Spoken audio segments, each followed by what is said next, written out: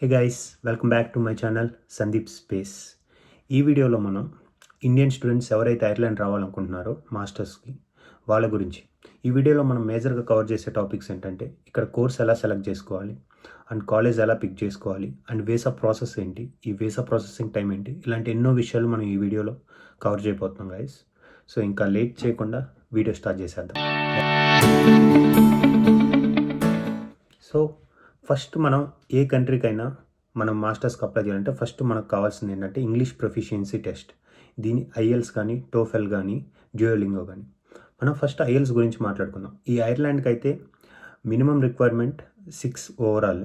కాకపోతే అన్ని colleges accept చేయాలంటే మినిమం ఆఫ్ 6.5 ఉండాలి. సో ఈ ఐఎల్స్లో మీకు తెలియకపోతే ఐఎల్స్లో 4 బ్యాండ్స్ ఉంటాయి. ఒకటి listening, speaking, reading, writing. So each బ్యాండ్లో 6.5 రావడానికి ట్రై చేయండి. అండ్ ఓవరాల్గా మీకు 6 వస్తే ద బెస్ట్ అనమాట, ఎందుకంటే అన్ని కాలేజెస్ యాక్సెప్ట్ చేస్తాయి. అండ్ కమింగ్ టు ద డ్యూయోలింగో మొత్తం 160 మార్క్స్ ఉంటుంది. సో మీరు ఎనీవేర్ అరౌండ్ 100 to 120 వస్తే మీరు eligible. But I recommend IELTS, ఎందుకంటే కొన్ని కాలేజెస్ ఇక్కడ డ్యూయోలింగో యాక్సెప్ట్ చేయవు. సో మీకు కనుక టైం ఉంటే ఖచ్చితంగా ఐఎల్స్ని ప్రిఫర్ చేయండి. సో నేనైతే ఐఎల్స్ బయట ప్రిపేర్ అవ్వలేదు. సో అది నా ఓన్గా ప్రిపేర్ అయ్యా. నాకు ఒక 30 days పట్టింది. నేను సింగిల్ అటెంప్ట్లోనే పాస్ అయ్యాను. సో నేను ఒక యూట్యూబ్ వీడియోని ఫాలో అయ్యాను, అంటే లైక్ ఒక యూట్యూబ్ ఛానల్ ఉంది. తను ఫారినర్, బట్ మనం ఆ వీడియోస్ చూస్తూ ఉంటే తన యాక్సెంట్ కానీ అవి అలవాటు అయిపోయి మనకి ఇంకా ఐఎల్స్ ఎగ్జామ్ చాలా ఈజీ అవుతుంది. సో అది నేను డిస్క్రిప్షన్లో యాడ్ చేస్తాను ఆ లింక్, కావాలంటే మీరు రిఫర్ చేసి ప్రిపేర్ అవ్వండి. అండ్ లేదు మాకు కోర్స్ బయట తీసుకుంటేనే ఈజీగా ఉంటుందంటే ఖచ్చితంగా తీసుకోండి, దాంట్లో తప్పేం లేదు. So because every one has their own way of learning. So ఇంకా ఐఎల్స్ మన వల్ల కాదు, ఇది నేను రాయను అనుకుంటే మాత్రం అప్పుడు డ్యూయోలింగోకి వెళ్ళండి. డ్యూయోలింగో కూడా ఈ మధ్య చాలా కాలేజెస్ యాక్సెప్ట్ చేస్తున్నాయి, బట్ అన్ని కాలేజెస్ యాక్సెప్ట్ చేసేది మాత్రం ఐఎల్స్. అండ్ ఈ కోర్స్ పిక్ చేసుకునే విషయంలో మీరు కనుక ఫ్రెషర్ అయితే, ఇప్పుడే బ్యాచిలర్స్ అయిపోతే, సో ఒకటి మీరు అవుట్ ఆఫ్ ఇంట్రెస్ట్ చూస్ చేసుకోవచ్చు, లేకపోతే ఇక్కడ జాబ్ మార్కెట్ ఎలా ఉందో దాన్ని బట్టి చూస్ చేసుకోవచ్చు. సో ఈ జాబ్ మార్కెట్ ఎలా పిక్ చేసుకోవాలంటే మనకి నౌకరీలాగే ఇక్కడ కూడా కొన్ని వెబ్సైట్స్ ఉంటాయి, jobs.ie, ఐరిష్ జాబ్స్, ఇండీడ్ అని. సో ఆ వెబ్సైట్ లింక్స్ నేను డిస్క్రిప్షన్లో యాడ్ చేస్తున్నాను, కావాలంటే రిఫర్ చేయండి. సో దాంట్లో మీ జాబ్ రిక్వైర్మెంట్స్ ఏంటి, వాళ్ళు ఏం ఎక్స్పెక్ట్ చేస్తున్నారు, దాన్ని బట్టి ఆ జాబ్ మార్కెట్ని చూసి మీరు ఏ ఫీల్డ్ అయితే ఆ ఫీల్డ్, ఐటీ కానీ, ఫార్మా కానీ, సివిల్ కానీ, ఏ సెక్టర్ అయితే ఆ సెక్టర్, దానికి రిలేటెడ్ జాబ్స్ చూసి వాళ్ళ రిక్వైర్మెంట్స్ ఏంటో దాన్ని బట్టి కూడా మీరు కోర్స్ పిక్ చేసుకోవచ్చు. లేదా మీరు ఆల్రెడీ ఇండియాలో ఎక్స్పీరియన్స్డ్గా అయితే దానికి రిలేటెడ్ కోర్స్ తీసుకోండి. అండ్ చివరిలో మీకు ఆ కోర్స్ కానీ దొరకకపోతే డోంట్ వరీ, దానికి రిలేటెడ్ ఏదైనా తీసుకోండి. ఎందుకంటే మాస్టర్స్ ఒకదాని మీద చేసిన మనకి ఎక్స్పీరియన్స్ బాగుంటే ఖచ్చితంగా మన ఎక్స్పీరియన్స్ మీద కూడా జాబ్స్ అప్లై చేయవచ్చు. సో మాస్టర్స్ ఇదే చేసాం, దీని మీద జాబ్స్ అప్లై చేయాలని కూడా లేదు. ఇక్కడికి వచ్చాక మీ ఇష్టం వచ్చినది, మీకు ఆల్రెడీ ఎక్స్పీరియన్స్ ఉన్నది, మీకు ఆల్రెడీ వచ్చిన సబ్జెక్ట్స్ మీద కూడా జాబ్స్ అప్లై చేయవచ్చు. So don't worry about that guys. And college విషయంకి వస్తే కాలేజ్ ఎలా పిక్ చేసుకోవాలంటే, ఒకటి మన మెజారిటీ ఆఫ్ ఇండియన్ స్టూడెంట్స్ డబ్లిన్లో పిక్ చేసుకుంటున్నారు. సో నేను దీంట్లో ప్రోస్ అండ్ కాన్స్ రెండు చెప్తాను. డబ్లిన్లో కాలేజ్ పిక్ చేసుకుంటే ఫస్ట్ ప్రో ఏంటంటే మనకు అన్నీ అవైలబుల్గా ఉంటాయి, షాపింగ్ కానీ ఏదైనా. ఫస్ట్ ఇఫ్ డబ్లిన్ ఏంటో తెలియకపోతే, డబ్లిన్ అనేది ఐర్లాండ్స్ క్యాపిటల్ అనమాట. ఎవ్రీ బిగ్ షాపింగ్ మాల్స్ కానీ ఎవ్రీథింగ్ డబ్లిన్లో ఉంటాయి. సో ఎమ్యూనిటీస్ అన్నీ కావాలి అంటే డబ్లిన్లోనే ఉంటుంది. అండ్ పార్ట్ టైమ్స్ కూడా ఎక్కువ స్కోప్ ఉంటుంది అక్కడ. కాకపోతే ఇక్కడ ఉండే కాన్స్ ఏంటంటే అకామిడేషన్ చాలా అంటే చాలా టఫ్గా ఉంది. అండ్ కొన్ని ఏరియాస్లో అయితే ఇది సేఫ్ కాదు. అండ్ ఇంకొన్ని ఏరియాస్లో మీరు కొంచెం రేసిజం అయితే ఫీల్ అవుతారు. ఐర్లాండ్లో ఉండే పాపులర్ కాలేజెస్ అయితే ఎన్యుఐ, అది గ్యాల్వేలో ఉంది, ఇది కూడా ద బెస్ట్ కాలేజ్. అండ్ నేను చదివింది అయితే టీయూఎస్ మిడ్ వెస్ట్, దాంట్లో లిమ్రిక్ ఇన్స్టిట్యూట్ ఆఫ్ టెక్నాలజీ, దాంట్లో చదివాను. కాకపోతే నేను 2021లో వచ్చాను కాబట్టి అది Covid time, peak Covid time. So నాకు ఎవ్రీథింగ్ రికార్డెడ్ క్లాసెస్ అయిపోయింది. సో నేను కాలేజ్కి అయితే ఎప్పుడు వెళ్ళలేదు, గ్రాడ్యుయేషన్కి తప్ప. అండ్ డబ్లిన్లో చాలా ఉన్నాయి, గ్రిఫిత్ కానీ, డిబిఎస్ కానీ, ఇలా చాలా ఉన్నాయి. అండ్ మీరు మీ ఓన్ రీసెర్చ్ చేసి, లేకపోతే మీ ఫ్రెండ్స్ ఆల్రెడీ అక్కడ ఉంటే ఆ కాలేజెస్ గురించి కనుక్కోండి. లేదు మీకు హెల్ప్ కావాలి, లేకపోతే ఒక కాలేజ్ పిక్ చేసుకొని దాని గురించి తెలుసుకోవాలంటే కామెంట్ సెక్షన్లో మెన్షన్ చేయండి. నేను దాని గురించి రీసెర్చ్ చేసి మీకు చెప్తాను, పర్సనల్గా ఈమెయిల్ చేస్తాను, లేకపోతే పర్సనల్ కాంటాక్ట్ నెంబర్ ఇచ్చి కాంటాక్ట్ అవుతాను. సో ఈ కాలేజ్ పికింగ్ విషయంలో ఇది నా పర్సనల్ సజెషన్ గైస్. సో ఒక్కొక్కరికి ఒక్కొక్క వ్యూ ఉండొచ్చు, పర్స్పెక్టివ్ ఉండొచ్చు. బట్ నా పర్స్పెక్టివ్ ఏంటంటే ఈ కాలేజెస్ అనేది ఎక్కువ ఇన్వెస్ట్ చేయకండి, ఏది చీప్ అయితే అది చూడండి. ఎందుకంటే మన బ్యాచిలర్స్లో లాగా వీళ్ళేమి ప్లేస్మెంట్ ప్రొవైడ్ చేయరు. ఇది అయిపోయిన తర్వాత మీది మీరే వెతుక్కోవాలి. సో ఐ వుడ్ సే ఏది చీప్ అయితే అది చూసుకోండి. అండ్ మేజర్‌గా సిటీలో ఉండేదైతే మీకు పార్ట్ టైమ్స్ అనేది ఈజీగా ఉంటది. సో ఫైండ్ ద చీపెస్ట్ అది మాత్రం నేను చెప్పగలను. అండ్ ఫీ స్ట్రక్చర్ గురించి మాట్లాడుకోవాలంటే ఇప్పుడున్న పొజిషన్‌లో అరౌండ్ 12-15 లాక్స్ ఉంది ఏ కాలేజ్ చూసుకున్నా. కాపోతే ఈ ఫీజ్ చూసుకున్నప్పుడు ఫస్ట్ కాలేజ్ వెబ్‌సైట్‌లో చెక్ జేసుకోండి. ఏదన్నా స్పాన్సర్‌షిప్ గాని, డిస్కౌంట్స్ గాని ఉంటే. నేను చదివేటప్పుడు నా కాలేజ్ ఫీ €11,250. అయితే వాళ్ళు ఎర్లీగా పే చేస్తే 2 మంత్స్ ఎర్లీగా ఫుల్ పేమెంట్ చేస్తే వాళ్ళు €1,000 తగ్గిస్తా అన్నారు. సో నేను ఎర్లీ పేమెంట్ చేశాను. సెకండ్ థింగ్ ఏంటంటే మన అకాడమిక్స్ బట్టి, మన అకాడమిక్స్‌లో గాని, మన బ్యాచిలర్స్‌లో గాని మంచి పర్సెంటేజ్ ఉంటే దానికి గూడా వాళ్ళు డిస్కౌంట్ ఇస్తారు. స్పాన్సర్‌షిప్ ప్రొవైడ్ చేస్తారు. సో అది మాత్రం ఖచ్చితంగా చెక్ చేసుకోండి. ఐదర్ మీరు వెబ్‌సైట్‌లో చెక్ చేసుకోండి. లేకపోతే మీరు ఏ కన్సల్టెన్సీ త్రూ వెళ్తే ఆ కన్సల్టెన్సీని ఖచ్చితంగా అడగండి. ఎందుకంటే ఎవ్రీ కాలేజ్ ఖచ్చితంగా స్పాన్సర్‌షిప్ ఇస్తది. దానికి మాత్రం ట్రై చేయండి. ఇప్పుడు కాలేజ్ అంతా పిక్ చేసుకున్న తర్వాత ఇప్పుడు మేజర్ స్టెప్ అనమాట కన్సల్టెన్సీని పిక్ చేసుకోవడం.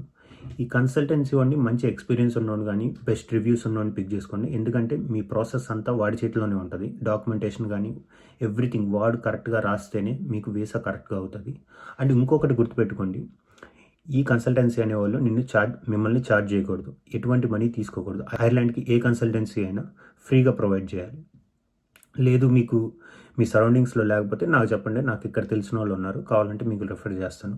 లేదా మీ దగ్గరలోనే ఒక మంచి కన్సల్టెన్సీ ఉంటే ఖచ్చితంగా దాని గురించి బయట ఎంక్వైరీ చేసి దాని తర్వాత ఆ కన్సల్టెన్సీతో దిగండి. అండ్ ఐర్లాండ్ ఇంటేక్స్ గురించి మాట్లాడుతుంటే ఐర్లాండ్‌కి 3 ఇంటేక్స్ ఉంటాయి. ఒకటి జాన్వరి, ఇంకోటి ఏప్రిల్, ఇంకోటి సెప్టెంబర్.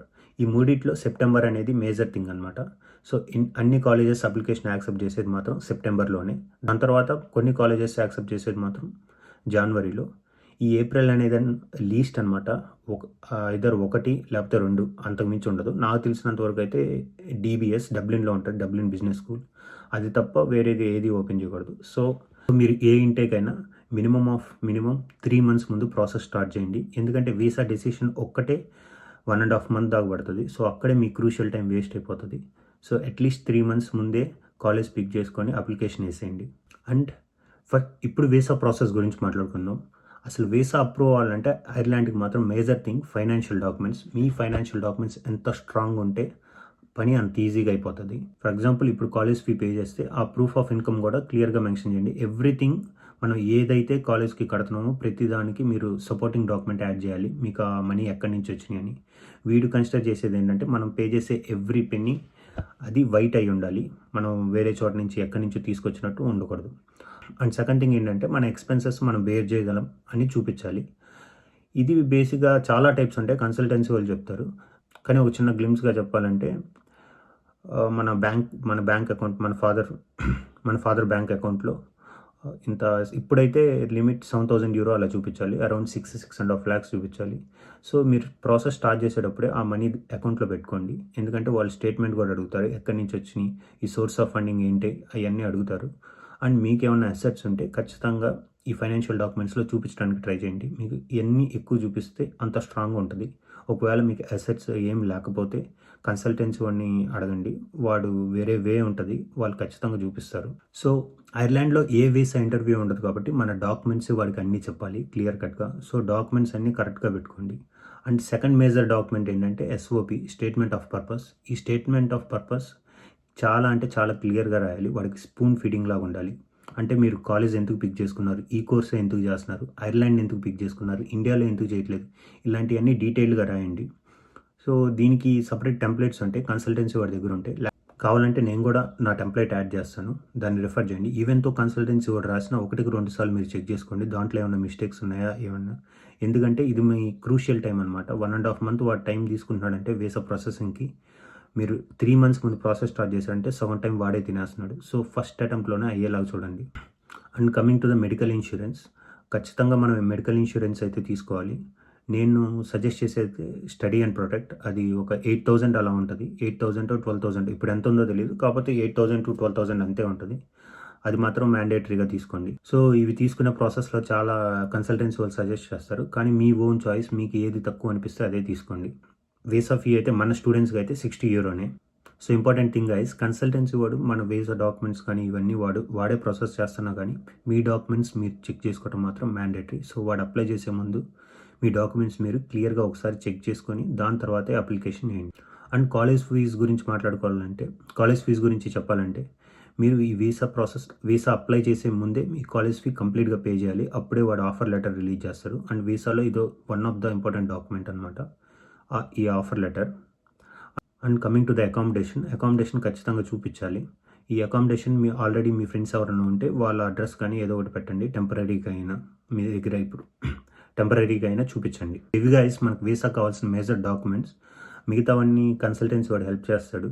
లేకపోతే మీకు కన్సల్టెన్సీ వర్క్ కావాలంటే నాకు తెలిసిన వాళ్ళు ఉన్నారు, నేను రిఫర్ చేస్తాను. అండ్ ఇవి కాకుండా మీకు ఏమైనా డౌట్స్ ఉంటే ఈ ప్రాసెస్లో ఖచ్చితంగా కామెంట్ సెక్షన్లో మెన్షన్ చేయండి. యాజ్ ఎ బ్రదర్గా మీకు హెల్ప్ చేస్తాను. లేకపోతే నాకు ఈమెయిల్ అన్నారా అండి, నా ఈమెయిల్ యాడ్ చేస్తాను. సో ఒక్కటి మాత్రం గుర్తుపెట్టుకోండి గైస్, మనం ఇక్కడికి వచ్చేటప్పుడు అట్లీస్ట్ 2-3 మంత్స్కి ఎక్స్పెన్సెస్ మాత్రం తెచ్చుకోండి. అది ఎంత అవుతుంది ఏంటి అంటే ఒక ఐడియా కోసం మీకు చెప్తాను. డబ్లిన్కి కానీ మీరు వస్తుంటే సో రూమ్ రెంట్ కానీ బిల్స్ కానీ మొత్తం కలిపి అరౌండ్ €600 €650 అవుతుంది.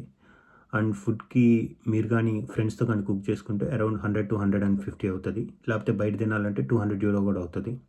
సో ఫుడ్ అనేది మీ చేతిలోనే ఉండిద్ది, ఎలా ప్లాన్ చేసుకున్నారు ఏంటో. బట్ రెంట్ అండ్ బిల్స్ అయితే 600-650 డబ్లిన్లో పక్కా అవుతుంది. లేదు బయట వేరే కౌంటీ అయితే 500 to 600 అవుతుంది. ఇవి మాత్రం 2 మంత్స్కి పెట్టుకోండి. పార్ట్ టైం దొరకదని కాదు, పార్ట్ టైం ఖచ్చితంగా దొరుకుతుంది. ఇదంతా మీరు ఎంత సిన్సియర్గా ట్రై చేస్తే అంత ఈజీగా దొరుకుతుంది. బట్ 2-3 మంత్స్ ఎక్స్పెన్సెస్ మాత్రం సేఫ్టీకి పెట్టుకోండి. One more important thing guys, ఈ మధ్య మన బ్యాచిలర్స్లో కానీ ఎక్కువ అరియర్స్ ఉంటే వీళ్ళు వీసా అప్లికేషన్ యాక్సెప్ట్ చేయట్లేదు. అది మాత్రం ప్రాసెస్ స్టార్ట్ చేసే ముందు ఒకసారి క్రాస్ చెక్ చేసుకోండి కన్సల్టెన్సీతో, మీకు ఎన్ని అరియర్స్ ఉన్నాయి, ఇవి యాక్సెప్ట్ చేస్తున్నాడా లేదా అనేది మాత్రం తెలుసుకోండి. ఇది రీసెంట్గా మా ఫ్రెండ్ ఫేస్ చేశాడు. వీసా ప్రాసెస్ మొత్తం స్టార్ట్ చేశాక తనకి మధ్యలో చెప్పారు అది, ఎందుకంటే తన టైం వేస్ట్ అయింది. సో ఇలాంటి కాన్సిక్వెన్సెస్ అవ్వకుండా మీరు ముందలే ఒకసారి చెక్ చేసుకోండి, మీకు ఎన్ని అరియర్స్ ఉన్నాయి, అవి యాక్సెప్టబుల్లా కాదా, అవన్నీ ఒకసారి కనుక్కోండి. సో ఇది గైస్ వీడియో. దీంట్లో ఇంకేమైనా డౌట్స్ ఉంటే కామెంట్ సెక్షన్లో మెన్షన్ చేయండి. నేను ఎవ్రీ ఇండివిజువల్కి రిప్లై ఇస్తాను. కాదు ఇంకా పర్సనల్గా మాట్లాడాలంటే నేను నా నెంబర్ ఇస్తాను, మీరు డైరెక్ట్గా కూడా మాట్లాడొచ్చు. So don't worry about the process, ఖచ్చితంగా అవుతుంది guys. All the best for every one. Thank you.